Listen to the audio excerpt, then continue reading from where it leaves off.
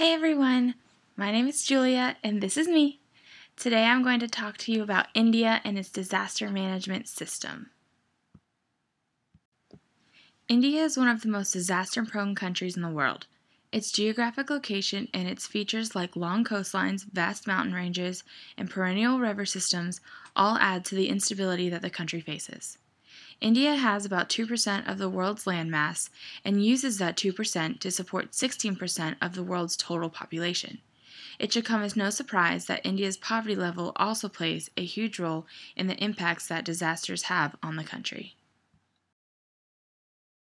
India is prone to all disasters, which include, but are not limited to, droughts, famines, earthquakes, floods, landslides, cyclones, epidemics, terrorist attacks, technological disasters, transportation accidents, and railway accidents.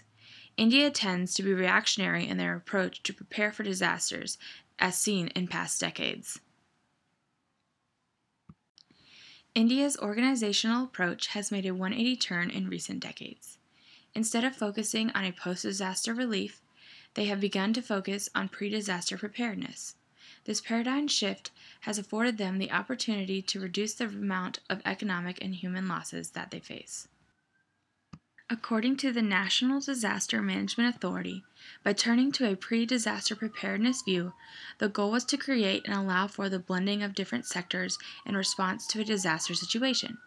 This means that India's goal is to have a mix between a top-down and bottom-up implementation pattern, or in other words, have a synergized structure rather than a ranked one. In India, the disaster response is complex but functional. There are 4 basic levels that comprise the governmental agency. At the federal level is the Government of India. Then there is a state level, a district level, and then finally a community level. The Government of India has actually cast legal duty upon every citizen to help in case of an emergency situation.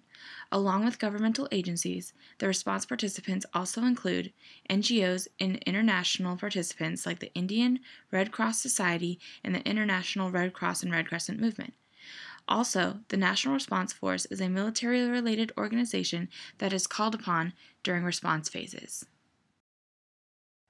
While there are many obstacles that plague India in their efforts to implement effective disaster management, the biggest problem that India must deal with is poverty. India has the capabilities to overcome illiteracy and apathy, but poverty is almost impossible for disaster management to deal with. For example, a fisherman may understand that inclement weather conditions may be dangerous, but he may choose to still go out and fish in order to provide for his family. India has become a perfect example of a country that has made great strides to become disaster resilient. Many acts have been passed and new technologies have been created following devastating natural events. After the tsunami of 2004, for example, the country instituted the Tsunami Warning and Education Act, installed tsunami forecast systems, received the patent for DART buoy technology, and had 5 different forecast models published. Disasters are how India learns, and they are determined to never have disasters devastatingly impact them again by being better prepared for the next time.